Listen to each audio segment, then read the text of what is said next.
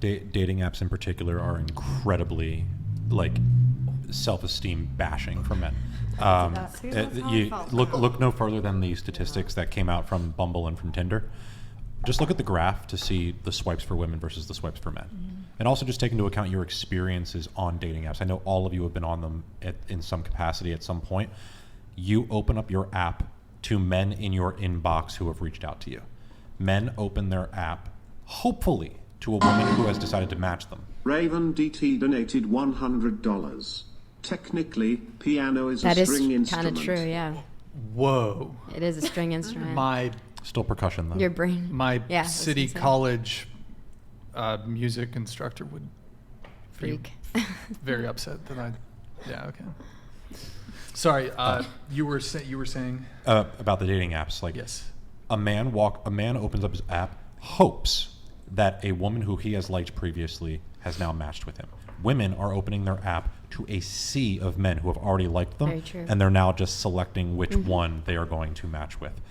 That is the way it works. Again, what's the dance that he talked about earlier? A woman markets herself, a man makes the first move, a woman then has to accept that move and see if she wants to proceed any further. That's the mating dance for humans.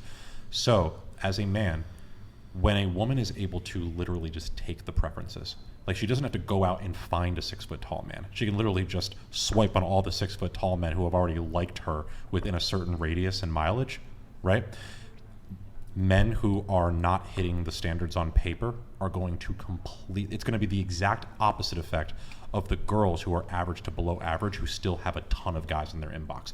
Their egos are going to be inflated. Men's egos are going to be completely deflated. Back to what you're talking about like when you asked earlier about when you asked like, do you approach men? Like, would you advocate for women approaching men on like a regular day out to fix that chasm? 100%. And do you think that chasm between men and women feeds into inceldom? You mean like being an incel, being involuntarily celibate? Do you think that chasm feeds into like incel rhetoric? I think so, because I think a lot of men lose hope to a point where they just decide it's not even worth it anymore. They're too ugly. Whereas if there were girls, well, we can get into that in a second. But if there were girls who were willing to approach men who they found to be cute, just to be like, let's see how this conversation goes. Or maybe I can tell him I'd like to get coffee with him. Like, a lot of men would probably be willing to say yes. Really? A lot of men. Like, it's the men who have like immense abundance who might see a girl who approaches him and be like, I'm gonna pass on this one, because a lot of the girls who are like hyper attractive, who he's probably dating already, don't feel the need to approach men. But women who aren't getting that same degree of attention, who see a man who they wish would approach them, go up and approach, he's probably going to at least be flattered, and he's probably going to say yes if he's not a hyper attractive, traditionally hyper attractive man. So the extrapolation is like, take the chance, basically. The same way I would talk to a guy. Right. So because of how modern dating has shifted and changed, you would now advocate for women to be the ones to approach. Absolutely. I think that the issue here is that can be especially helpful for shy guys. I think one of the big issues here is that because women, again, are emotionally stimulated and emotionally aroused, men are attractive on the approach.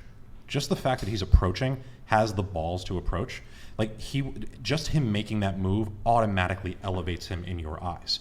So that's kind of an interesting one, and a reason why I wish I could get more men to be comfortable just like approaching, getting rejected. But if you want to solve the problem of these men feeling the shame, feeling the fear, women absolutely need to be willing to approach more often. And face that same rejection. Yeah. That's fair.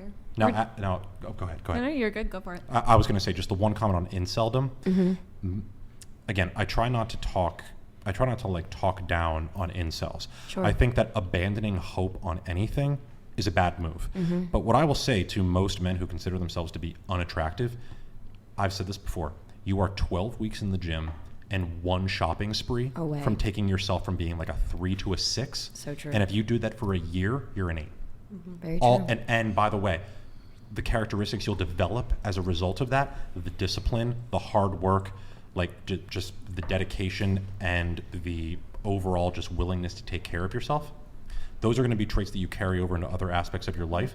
And the moment that you start attracting women, that is the most tangible measurement of confidence that we have for men in the modern world. Yep. It reminds me of like the best thing I've heard Andrew Tate say when he says like when he has men reach out to them saying like, oh, I'm so depressed or I'm so like, you know, no one likes me, whatever. And he'll tell them, get in the gym, go to the gym, get a 6-pack or, you know, do whatever.